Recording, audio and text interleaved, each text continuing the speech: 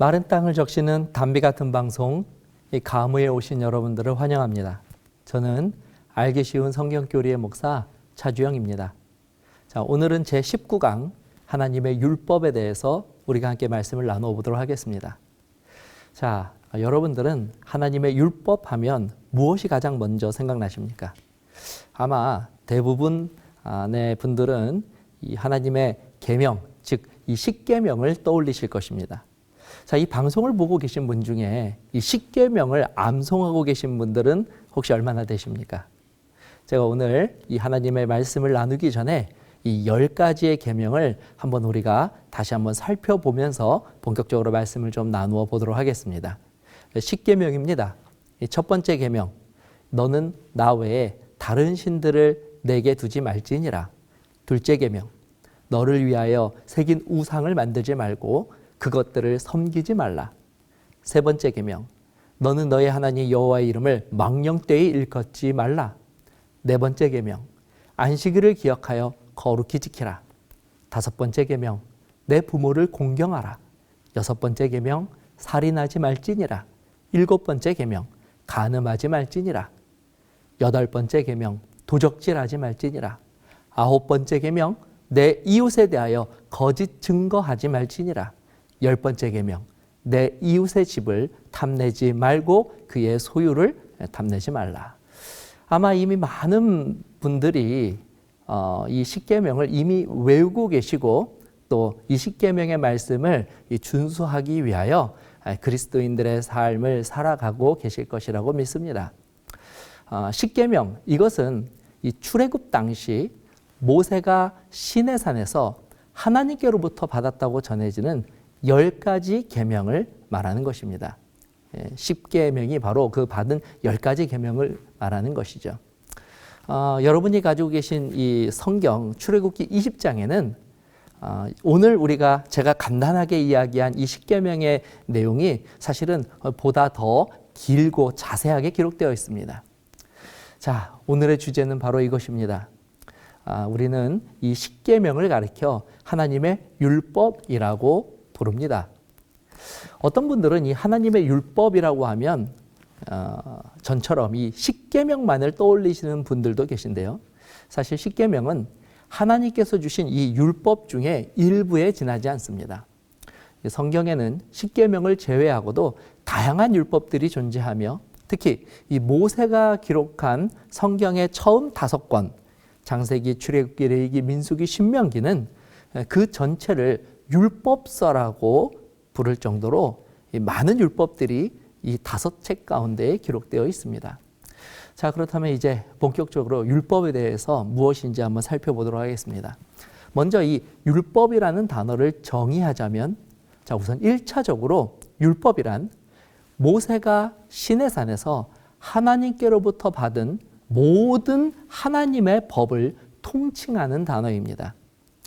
이때 모세가 받은 법들 가운데에서 이 십계명도 포함되어 있기 때문에 이 십계명과 율법을 같은 의미로 사용하는 것입니다. 자, 그럼 이 율법에 대해 조금만 더 깊이 들어가 보도록 하겠습니다. 먼저 우리가 살펴볼 것은 율법이 가지고 있는 이 본질이 무엇인지를 먼저 알아보겠습니다. 첫 번째로 율법이 가지고 있는 이 본질은 율법은 곧 율법을 제정하신 분의 성품을 반영하고 있다는 것입니다. 자, 한번 생각해 보시기 바랍니다. 이 무자비한 독재자가 나라를 다스리기 위해 법을 제정한다면 그는 과연 어떤 법을 만들겠습니까? 아마도 이 언론이나 집회를 금지시키고 사람들의 자유를 폭력으로 억압할 수 있는 그런 악한 법들을 만들 것입니다. 반대로 백성들을 진심으로 위하고 백성들의 평안과 행복을 원하는 통치자라면 어떤 법을 만들겠습니까? 어려운 자들의 형편을 도울 수 있는 그런 복지와 관련된 법과 또 누구나 평등하게 일하고 노력한 것에 대한 이 공정한 대가를 받을 수 있는 그런 공의롭고 정의로운 법들을 만들지 않겠습니까?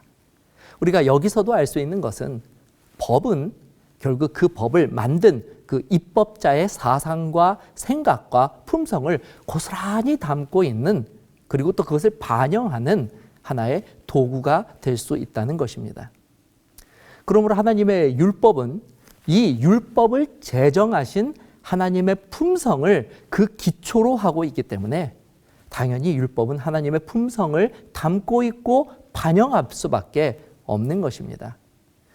우리는 성경 여러 곳에서 이처럼 율법 가운데 드러난 하나님의 품성을 발견한 이 사람들의 고백을 우리가 발견할 수 있습니다. 대표적인 것이 시편 19편 7절에서 8절입니다.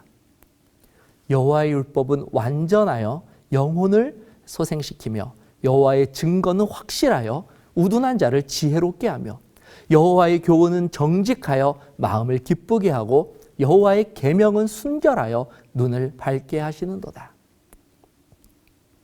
분명 시편 기자는 이 성경의 다른 수많은 내용들을 뒤로 하고 오직 이 율법을 통해서 발견한 하나님의 성품에 대해서 이처럼 감격스럽게 묘사하고 있습니다. 자, 두 번째로 이 율법의 본질은 도덕적이라는 것입니다. 도덕이란 사회 구성원들끼리 지켜야 할 바른 규범을 의미하는 단어가 도덕입니다.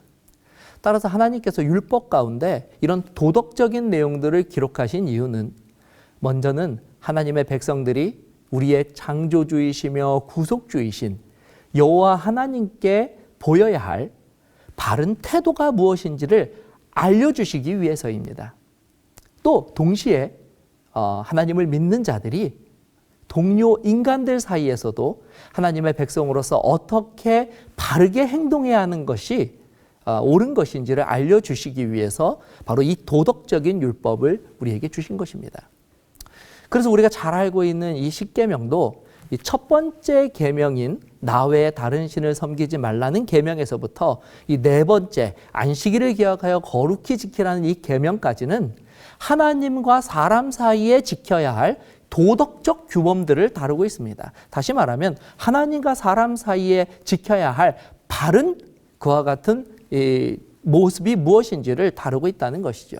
그리고 이 다섯 번째부터 시작해가지고 마지막 10번째 계명은 사람과 사람 사이에 우리가 지켜야 할 도덕적 규범들을 또한 다루고 있습니다. 그러므로 십계명만 보더라도 십계명 전체가 도덕적 규범을 다루고 있는 내용이라고 하는 것을 우리는 확인할 수 있습니다. 자, 이제 세 번째로 이 율법의 본질은 원칙을 제시하는 것에 있습니다. 어떤 분들은 십계명뿐만 아니라 이 구약 성경에 기록된 모든 율법들이 이미 수천 년도 더 된 오래된 법일 뿐만 아니라 심지어 오늘날과는 너무나 다른 풍습을 가지고 있었던 시대에 주어진 법이기 때문에 성경의 율법들을 요즘 시대, 그것도 개개인들에게 적용하는 것은 무리가 있다라고 주장합니다. 하지만 성경은 그리고 율법은 결코 어떤 특정한 시대나 장소, 민족만을 위하여 주어진 것이라고 우리가 말하고 있지 않습니다. 오히려 성경은 그리고 율법은 모든 시대에 걸쳐서 모든 민족들에게 적용되는 하나님께서 제정하신 가장 이상적인 원칙이라고 하는 것을 말하고 있습니다. 전도서 12장 13절에서는 이 성경이 가지고 있는 원칙을 다음과 같이 표현하고 있습니다. 일의 결국을 다 들었으니 하나님을 경외하고 그의 명령들을 지킬지어다. 이것이 모든 사람의 본분이니라. 자, 즉 다시 말해서 하나님의 율법은 인종과 성별, 지위, 고하를 막론하고 또 살았던 시대나 지역과 풍습을 넘어서서 이 사람이라면 누구나 다 따라야 할 가장 보편적인 원칙을 담고 있다고 하는 것을 말해주고 있는 것입니다. 우리는 이 사실을 우리가 시작할 때 읽었던 이 십계명 속에서도 확인할 수 있습니다. 하나님 외에 다른 신을 섬기지 말 것과 또 우상을 만들지 않고 여호와의 이름을 망령되이 일컬지 않으며 안식일을 지키는 것과 같은 것들은 이 어떤 부분에서도 이 시대의 변화에 따라 수정해야 될 내용들이 없습니다. 오히려 이것은 하나님을 믿는 자들이라면 과거부터 지금까지 그리고 앞으로도 반드시 순종하며 따라야 할 변치 않는 원칙들을 우리들에게 제시하여 주고 있습니다. 자, 이제 네 번째로 이 율법의 본질은 기쁨에 있습니다. 사실 율법과 관련하여 사람들이 하는 가장 큰 오해는 이 하나님의 율법은 사람들이 순종하기에는 너무나 부담되고 또 감당하기에 버거운 내용들로 이루어져 있을 것이라고 생각하는 것입니다. 그러나 실제로 성경에서는 오히려 이 율법을 잘 따르고 순종한 자들이 이 율법을 준수함으로 통해서 누릴 수 있는 기쁨과 환희가 있다고 하는 것을 자주 표현하고 있습니다. 시편 119편 97절에서 100절이 바로 그것입니다. 내가 주의 법을 어찌 그리 사랑하는지요. 내가 그것을 종일 작은 소리로 읊조리나이다. 주의 계명들이 항상 나와 함께하므로 그것들이 나를 원수보다 지혜롭게 하나이다. 내가 주의 증거들을 늘 읊조림으로 나의 명철함이 나의 모든 스승보다 나으며 주의 법도들을 지킴으로 나의 명철함이 노인보다 나으니이다. 요한일서를 기록한 요한은 율법에 대해서 이처럼 부담과 근심을 안고 있는 자들에게 보다 분명한 어조로 율법의 본질을 또 다음과 같이 말해주고 있습니다.